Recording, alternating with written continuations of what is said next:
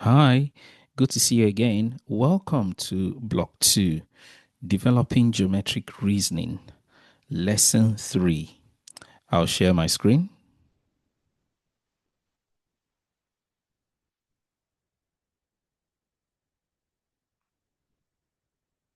In your previous lesson, you learned how to use your knowledge of the sum of alternate angles on a straight line to answer interesting maths question and to develop your geometric reasoning skills. In today's lesson, you're going to learn how to use your knowledge of the equality of vertically opposite angles to develop your geometric reasoning and to answer interesting geometric questions. Remember to like the video, subscribe to the channel, and click on the notification bell so that when new videos are released, you'll be notified. Also, share the video with those you think can benefit. By doing so, you help us grow our mission to provide a platform where any child, regardless of their economic circumstance, can have access to high quality maths education. Thank you.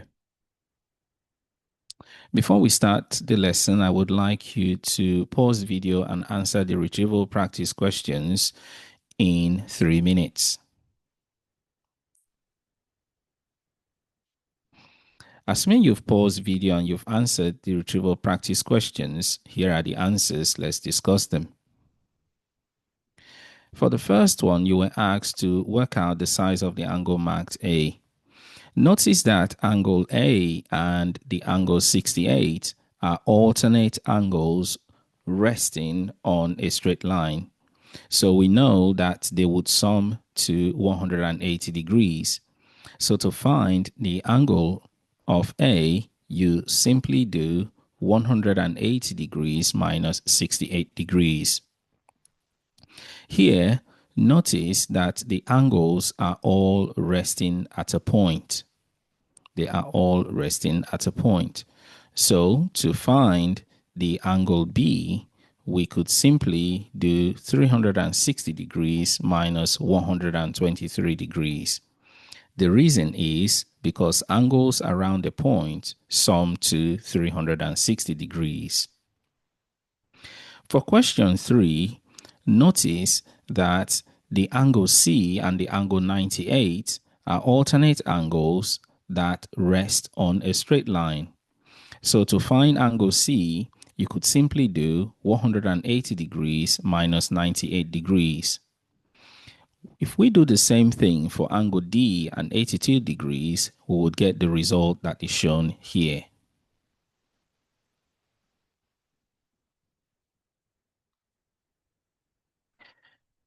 Let's do our new learning for this lesson. Taking a look at angle X and Y, what would you say the sizes of angle X and Y are? Well, by now you know that the angle on a straight line is 180 degrees. So you can simply say they are each 180 degrees. What if we draw a line segment through the center or the point where these angles originate from? What can we say about angle WX, Y, and Z? What would you predict about these angles? Have a think, have a discussion with the person you're learning with, or with an adult or anyone, sitting next to you. If you're learning on your own, have a think. What is your prediction? Well,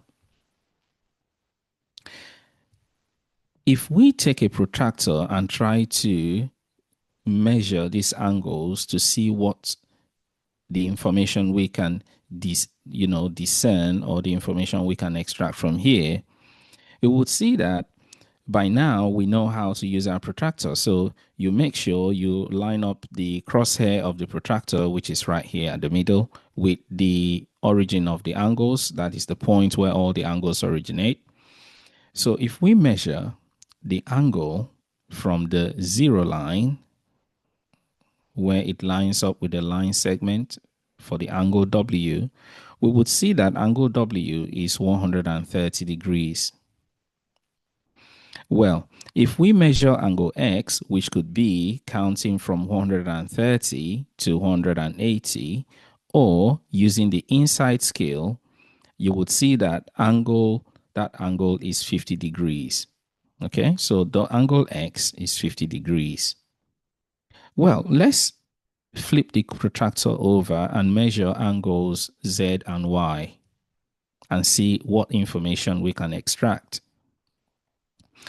You would see that lining up the 0 line with either the left side of the line or the right side of the line, depending on which angle we want to measure first, whether it is Y or Z, we would see that angle Z is 50 degrees, and then angle Y is 130 degrees. That's interesting, isn't it? Well, what happens if we slightly shift that line? If we slightly shift the line, that line segment, what would you predict? Which angles would increase? Which angles would decrease? Well, let's use our protractor to measure these angles to see whether your prediction was right.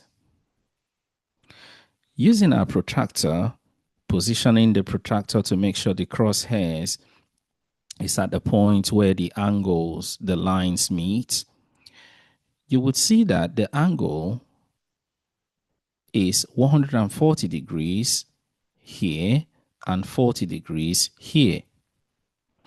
If we flip the protractor over and measure the angles, we would see that that angle is 140 degrees. So measuring from 0 here all the way through to there, we would see that it's 140 degrees, and that angle is 40 degrees. By the way, if you do not know how to use your protractor, please go and watch our earlier videos where we have learned or where I have taught how to use a protractor. What if we shift the line? What do you predict? Well, something you should know is that the angles are exactly the same. So shifting the line along does not really change the angle. It is the tilt that changes the angle. We're beginning to notice certain interesting facts. What we have just been exploring are called vertically opposite angles. So the angle could either be on top, and then you would have another angle that is directly underneath. The angle could either be on the right, and then you would have another pair of angle that is to the left of that angle. And the fact is, vertically opposite angles are equal in size. I repeat, vertically opposite angles are equal in size. How many pairs of vertically opposite angles can you find here?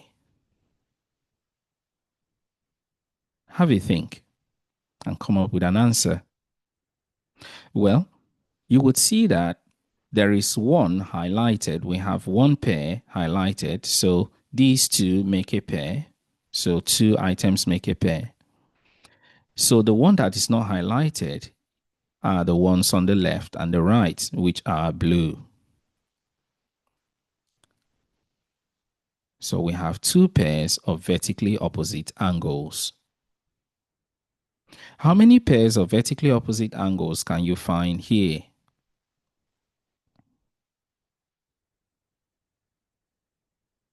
Well, before you answer that question, or if you've already answered it, I'm sure you're beginning to notice a pattern. Where we have lines that cross, or where lines meet, we can identify vertically opposite angles. So here you can see that we have 5 points where the lines cross. So if each point is going to give us 2 pairs of vertically opposite angles, it means altogether we have 10 pairs of vertically opposite angles. It's now time for you to practice what you've learned. So pause the video and answer question 1 in 2 minutes. Assuming you've paused the video and you've answered question 1, here are the answers. Let's discuss them. For question 1, A, B, and C, you were asked, A and B, you were asked the angle. The diagram shows 4 angles around a point. What is the sum of all 4 angles and how do you know?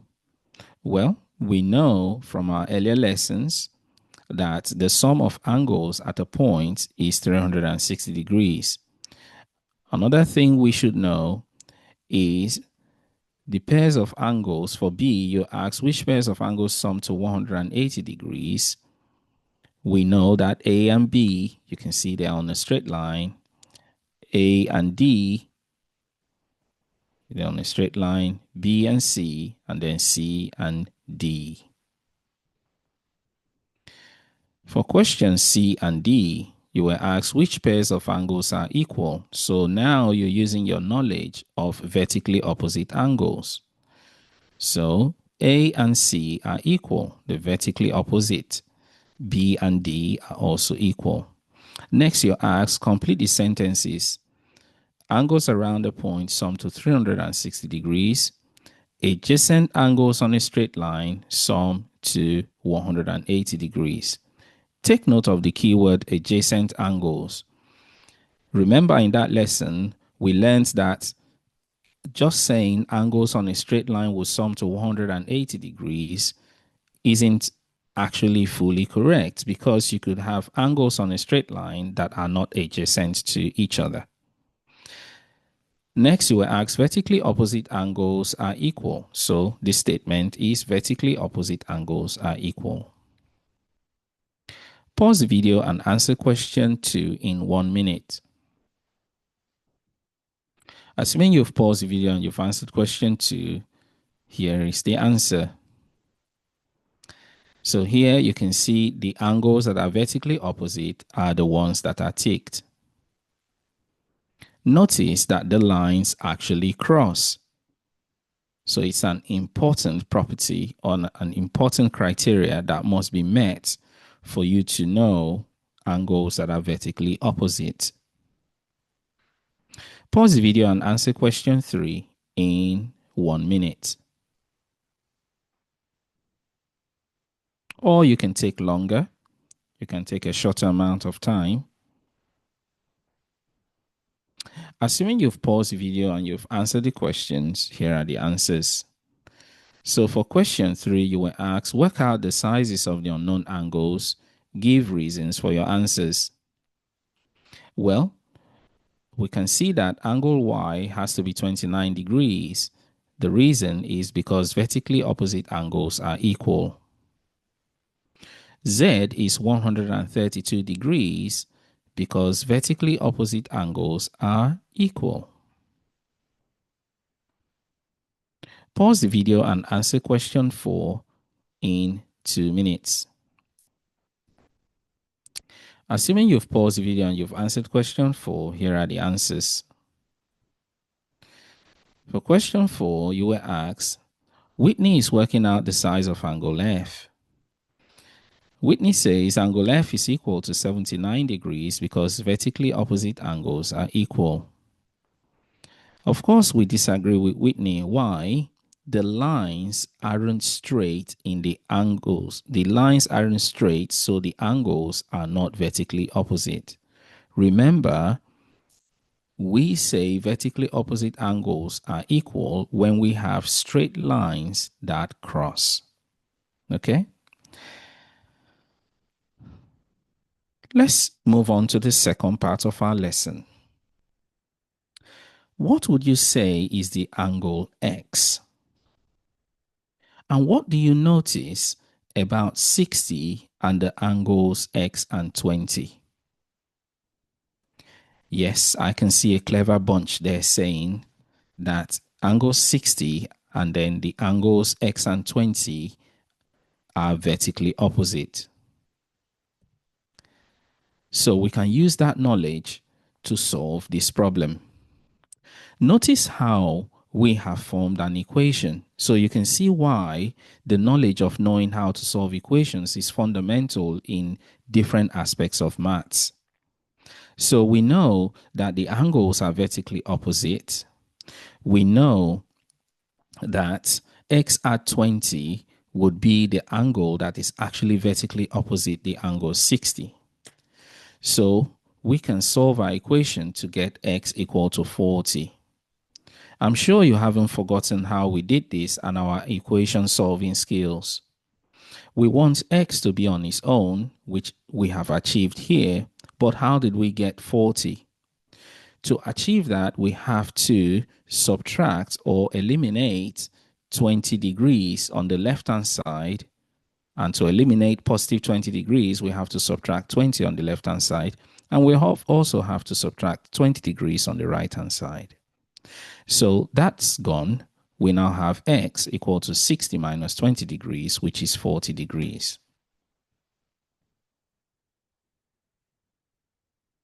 It's now time for you to practice what you've learned. Pause the video and answer question 5 in 3 minutes. Assuming you've paused the video and you've answered question 5, here are the answers. For question 5a, I'm just going to make comments on some of them and then you can work them out to check the answers for yourself. You can mark your work, celebrate your success, and really well done for working hard. So here A is vertically opposite to 133 degrees, so A is 133 degrees. B is 73 degrees because they are vertically opposite. C is 52 degrees because they are vertically opposite.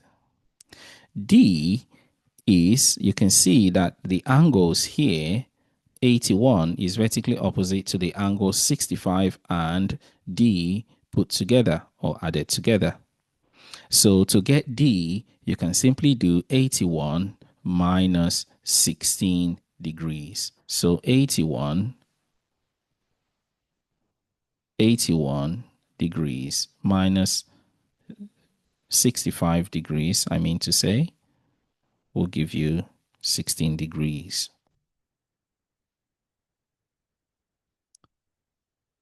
All right. Here are the answers for question E and F.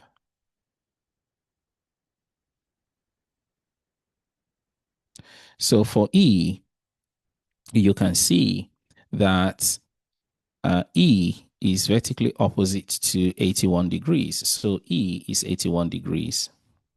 Here you can see that F add, do you know what this angle is? I'm sure by now you recognize this notation that means 90 degrees.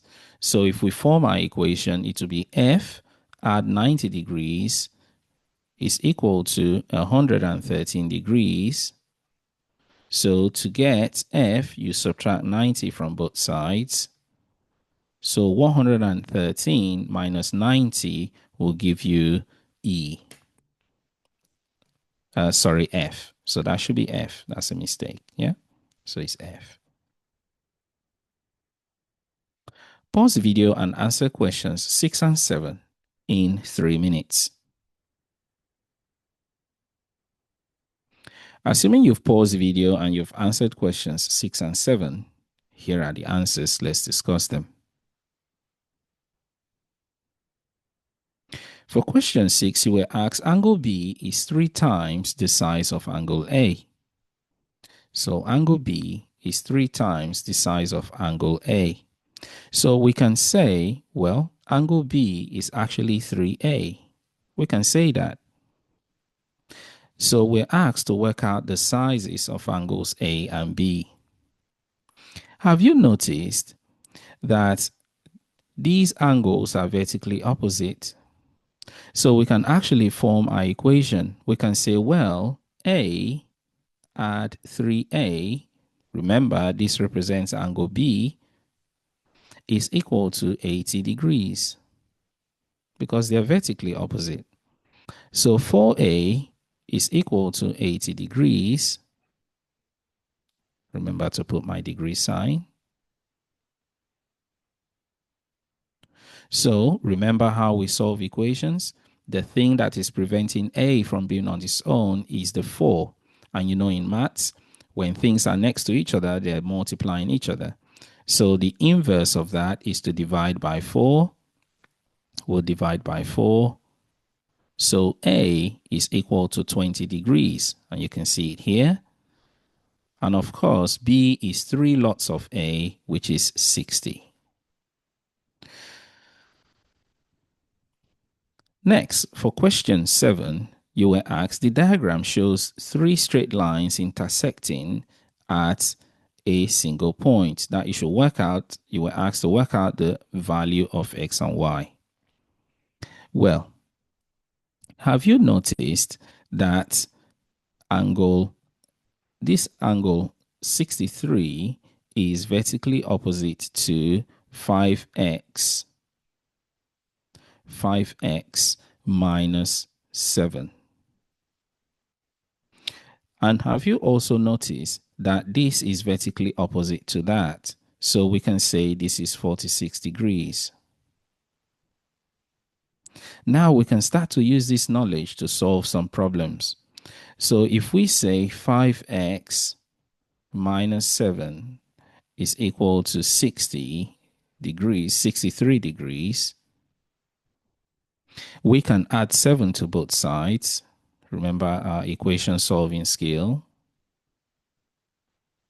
5x will be equal to 70. And we know that dividing both sides by 5 will give us x. Okay, so we know that x is 14 degrees. So we have found x. X is 14 degrees. Well, now that we have found x, we can find y. Okay, so we know if x is 14 degrees, we know that this bit here is obviously 63. We know they're vertically opposite. Okay, so if it's 63, you can see that we have a straight line here. Okay, so this is 63 degrees. The whole lot here is 63 degrees. So we can say, well, y add 46 degrees, add 63 degrees will all add up to 180 degrees. You can see they are, adjacent angles all resting on this straight line. Now, to get this answer, we can simply do, when we add these, when we subtract 46 from this side, okay, we can do it, in that fashion. We don't have to add them up and then before we do that. So that's now gone.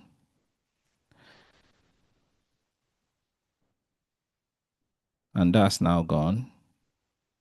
So we have y will be 180 degrees minus 63 and minus 46. And that will give you your answer of 71 degrees. Okay, so you do 180 degrees. I repeat, minus 46 degrees, because you have to subtract whatever you do to the left-hand side, you have to do it to the right-hand side. So minus 46 and also minus 63. So when you do these, minus 46 minus 63 degrees, you will get the answer of 71 degrees.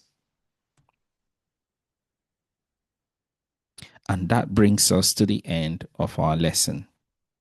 So in this lesson, you have learned how to use your knowledge of vertically opposite angles to develop your geometric reasoning skills and to use it to answer interesting maths questions. Well done for sticking around and for taking your learning seriously. Until next time, Take really good care of yourself, and bye-bye.